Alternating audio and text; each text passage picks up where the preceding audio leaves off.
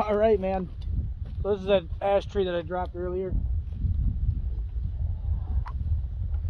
For those of you that don't know how I mark my logs, I know I bring it up in quite a few of my videos, but it is the easiest way that I found to mark them.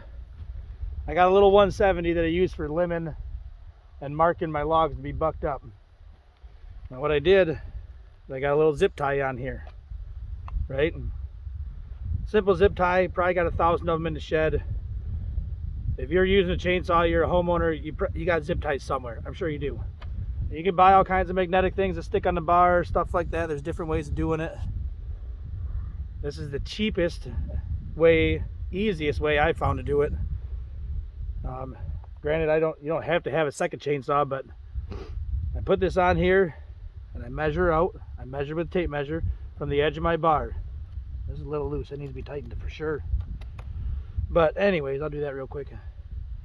But then I measure out to the end where I want my mark to be. I cut my wood 18 inches. Most guys do 16. Some guys do 20. Some guys do 24. It's all depending on the size of your stove, or if you're selling firewood, who you're selling it to, what they want.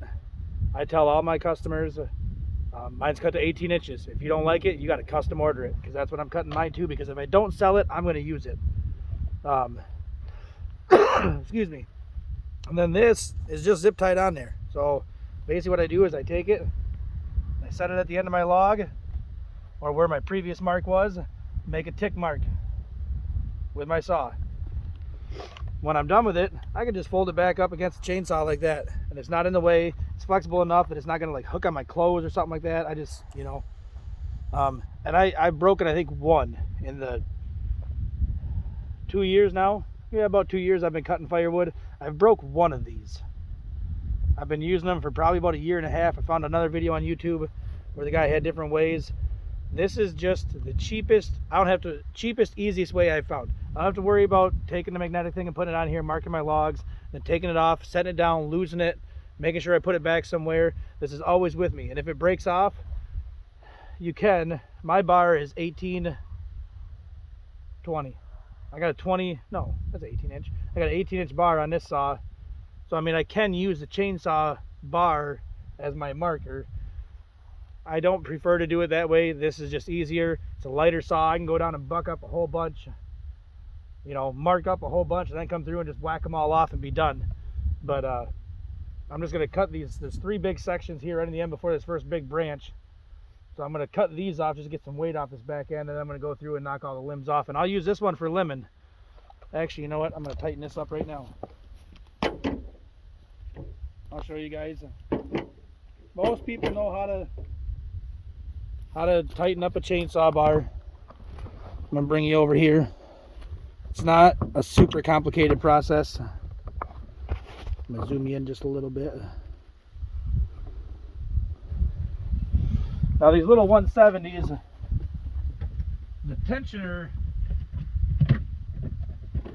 is the same as any other chainsaw, except the drive, the screw drive for it is not on the side, it's on the end. Now they have a hole here where you would think the screw should be.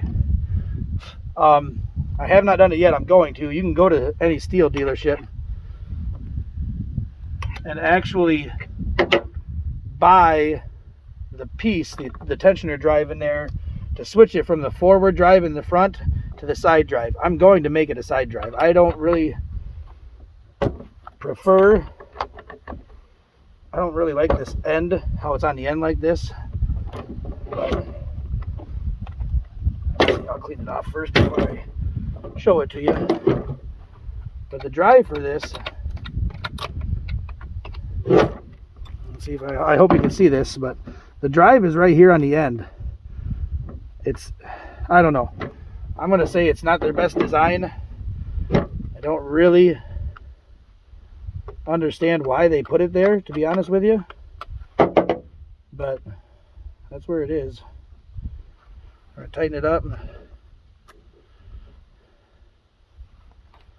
Just now, like I say, in all my videos I say I'm not a professional, but I tighten them up just to where, see, that's just a little too loose, because that pulls up out of that guide and that channel in the bar.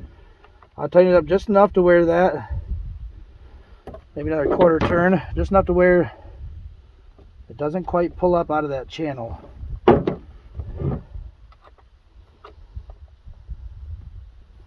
This is why it's kind of a pain in the butt. There. Just to where the bottom of that drive almost clears that channel, but not quite. And then when you tighten them up, make sure you pull up on the end of your bar, because that's how you're going to cut.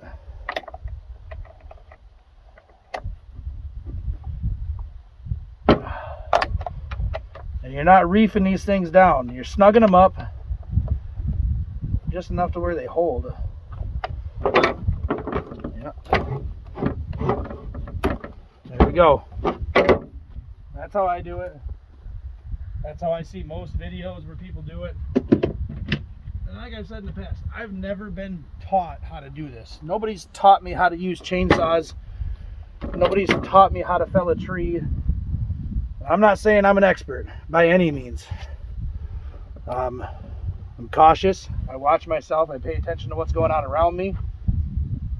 When you cut a tree, make sure you always give yourself, they say to give yourself an escape path on both sides, 45 degrees of an angle from the direction the tree's going. So the tree, it fell right where I wanted it to, but it's falling that way. You need 45 degrees in this direction, both ways, to be able to get out if something goes wrong. Excuse me. I've never had one barber chair yet, and I think it's kind of one of them things where if you do it long enough, eventually it will happen. You just got to be cautious and be ready for it. Pay attention. Some of these, like this tree is solid inside, but some of these dead ash trees they're not hollow, but they might as well be. I mean, there's no structural integrity to the inside of the tree. It's like sawdust. This is still solid. That's a solid tree. You go down a little bit farther. There's been a couple where I've cut them like 4 or 5 foot up off the ground because you start cutting in the bottom and it's just powder. Like I don't think it'll hold anything. You start cutting, that tree's liable to go any direction it wants to because there's really nothing holding it together. I understand why these trees, they come down a lot, but we're gonna get back to bucking this up, and you guys keep living that best life. Just a little tip for you, little thing, zip tie, easy. Make sure your chainsaw is tight, but just a little something, a little tip. And yeah, I'm gonna get back to bucking this up. Hopefully I get this done before my buddy shows up. I got a face cord going out tomorrow, 2 more on Wednesday. We're doing all right. We're gonna keep at this. Right now I'm just cleaning up all the dead stuff around my property. I got quite a bit of it. So I got a fence row over here the farmer wants to take out.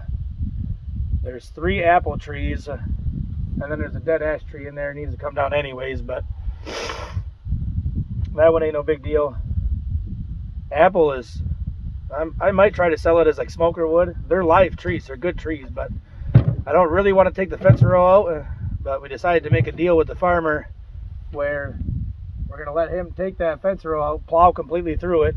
It's not very wide. In most places it's only 3 or 4 foot wide, and there's 3 apple trees and a dead ash tree, so there isn't much in there. It's not even much to say it's a fence row. But what we're going to do is we're going to let him take that one out.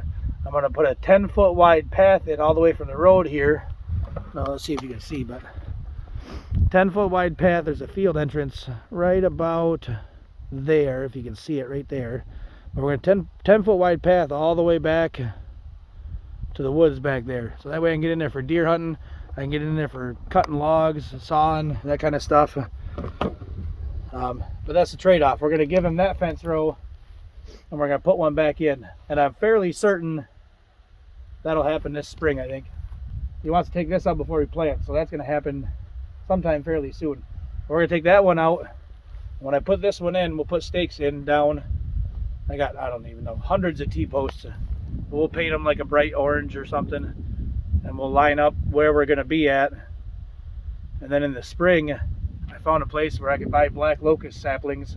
I don't even know if I should call them saplings. 3 foot tall.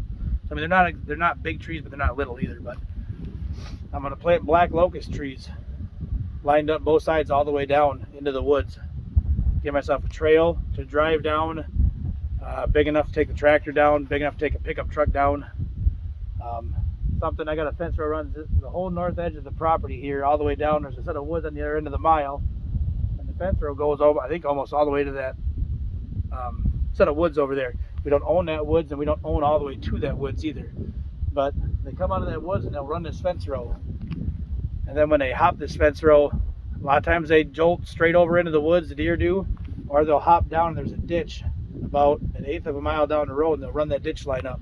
We don't own that ditch line either, but I figure if I put a trail in and line it with trees,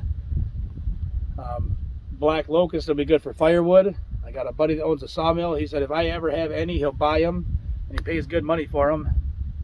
So I mean, I can cut them down, use them for firewood, cut them down, sell them to him for lumber. Plus it'll give a nice alleyway with hardwoods all the way down it for the deer to run down. Maybe coax them into the woods a little bit more, but that's what we're doing right now. So you keep living that best life, man. We're gonna keep at this. Just another day in paradise.